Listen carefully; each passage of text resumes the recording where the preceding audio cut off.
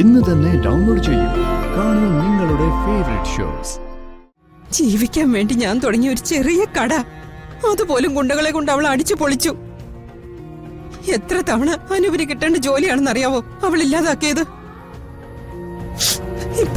ഇപ്പൊ കണ്ടില്ലേ, സച്ചിയെ കൊലക്കേസിൽ പ്രതി വരെയാക്കി.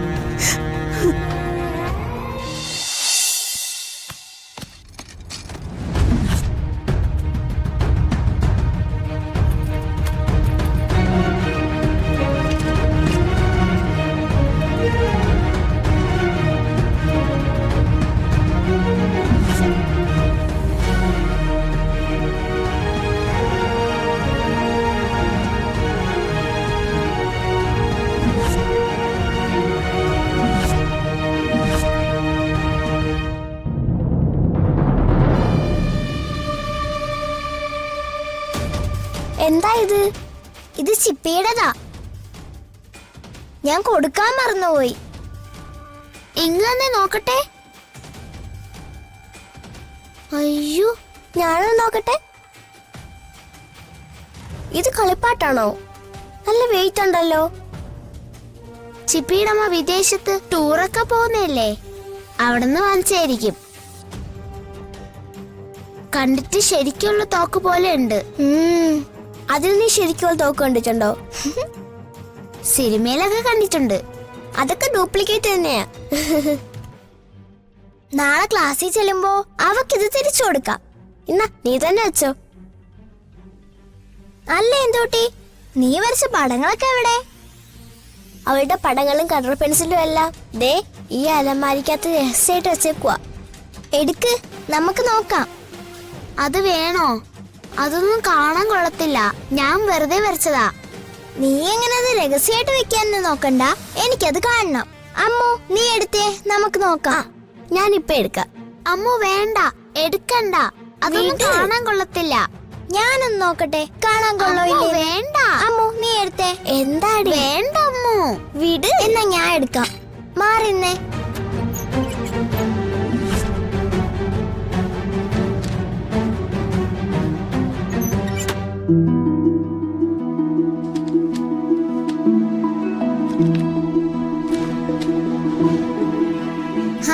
ഇത് കൊള്ളാലോ. എന്നിട്ടാണ് നീ കൊള്ളില്ലെന്ന് പറഞ്ഞേ? ഹായ്, ഇത് സൂപ്പർ ആയിട്ടുണ്ട്. എന്ത് ഭംഗിയാ,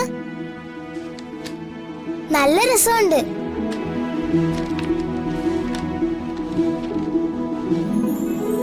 കൊള്ളാം. ഹായ്, ഇത് നീ വരച്ചാണോ?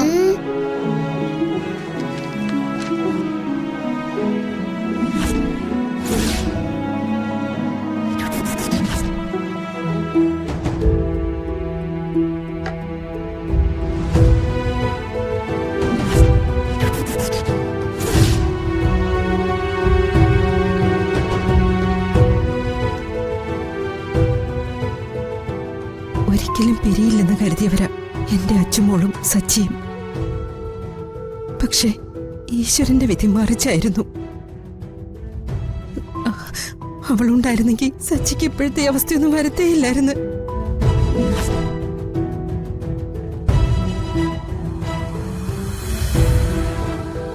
ഒന്ന് രണ്ട് വലിയ ക്രിമിനൽ ലോയേഴ്സിനെ ഞങ്ങൾ കണ്ടു. പക്ഷേ അവരൊക്കെ വലിയ തുകയാണ് ചോദിക്കുന്നത്. വൈകുന്നേരം വേറൊരു വക്കീലിനെ കാണാമെന്ന് പറഞ്ഞിട്ടുണ്ട്. പക്ഷേ വലിയൊരു ഫീസ് കൊടുത്ത് വക്കീലിനെ വെക്കാൻ പോലും നിവൃത്തിയില്ലാത്ത അവസ്ഥയാണ് ഞങ്ങൾക്കുള്ളത്.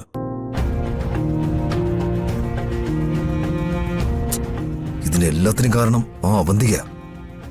ഞങ്ങൾക്കുണ്ടായിരുന്നല്ല ഇപ്പൊ അവരുടെ കയ്യില. അച്ചു വീട്ടിൽ നിന്ന് ഇറങ്ങി പോകാൻ പോലും കാരണം അവളാ, അവന്തിക. അന്നു മുതൽ ഇന്ന് വരെ അവളെ കുടുംബത്തിന്റെ പിന്നാലെ നടന്ന് ആക്രമിച്ചുകൊണ്ടിരിക്കുക. ജീവിക്കാൻ വേണ്ടി ഞാൻ തുടങ്ങിയ ഒരു ചെറിയ കട അതുപോലും ഗുണ്ടകളെ കൊണ്ട് അവൾ അടിച്ചു പൊളിച്ചു. എത്ര തവണ അനുവിന് കിട്ടേണ്ട ജോലിയാണെന്നറിയാവോ അവൾ ഇല്ലാതാക്കിയത്.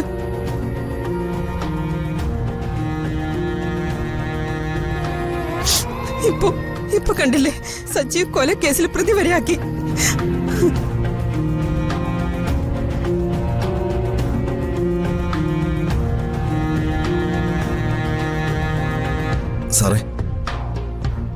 അമ്മ പറയുന്ന എല്ലാം സത്യം. ഞങ്ങളുടെ കുടുംബം തകർത്ത് തന്നെ അവളാ.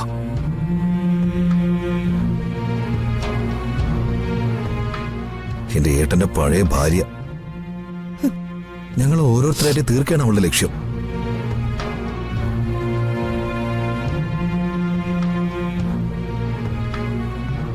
പിന്നെ കോടതിയിൽ കിടക്കുന്ന കേസുമായിട്ട് ഞങ്ങൾ മുന്നോട്ട് പോകില്ലല്ലോ.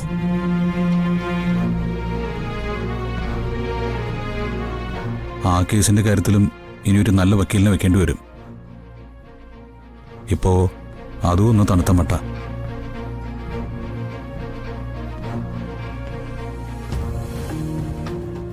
എന്തിനും സച്ചിയെ ജാമ്യത്തിൽ ഇറക്കിയേ പറ്റൂ.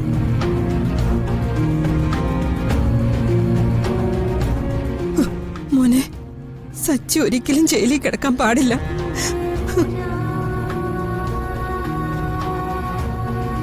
മോനെ, അമ്മ ഒരു കാര്യം ചോദിച്ചാ മോൻ വേറൊന്നും വിചാരിക്കരുത്. സച്ചിയുടെ കേസ് മോന് വാദിക്കാൻ പറ്റുമോ?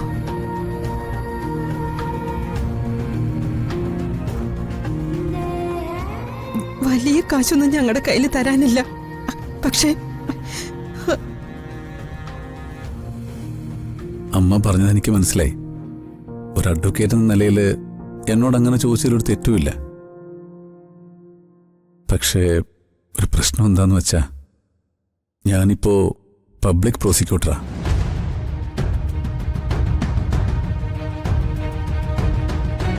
ഈ കേസിൽ സച്ചിക്കെതിരെയായിരിക്കും എനിക്ക് വാദിക്കേണ്ടി വരുന്നത്.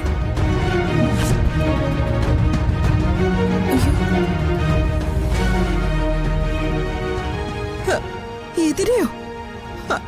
അതെ, ഒരു പബ്ലിക് പ്രോസിക്യൂട്ടറുടെ കടമ ഇതുപോലുള്ള കേസുകളിൽ വാദിവാദത്തിന് വേണ്ടി വാദിക്കുക എന്നുള്ളതാ. അതുകൊണ്ട് ഈ കാര്യത്തിൽ എനിക്ക് നിങ്ങളെ സഹായിക്കാൻ കഴിയില്ല. അമ്മയോട് ക്ഷമിക്കണം.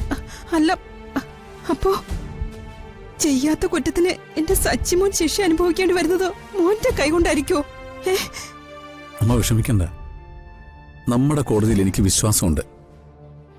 ചെയ്യാത്ത തെറ്റിന് മനഃപൂർവ്വം ഒരു കോടതിയും ആരും ശിക്ഷിക്കാൻ പോകുന്നില്ല.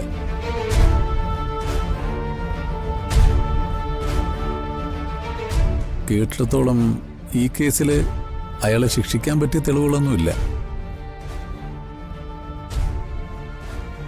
അപ്പോ സച്ചിക്ക് ജാമ്യം കിട്ടുമെന്നാണോ സാർ പറയുന്നത്? അത് സച്ചിയുടെ മേളിൽ ചാർത്തിയിരിക്കുന്ന വകുപ്പുകൾ ഏതൊക്കെയാണെന്നറിഞ്ഞാൽ മാത്രമേ പറയാൻ പറ്റൂ. പിന്നെ പോലീസ് മനഃപൂർവ്വം ഒരാളെ പ്രതിയാക്കി ജയിലിലാക്കണമെന്ന് തീരുമാനിച്ച ചിലപ്പോ ജാമ്യം കിട്ടാൻ കുറച്ച് പ്രയാസപ്പെടേണ്ടി വരും. ഈശ്വരാ,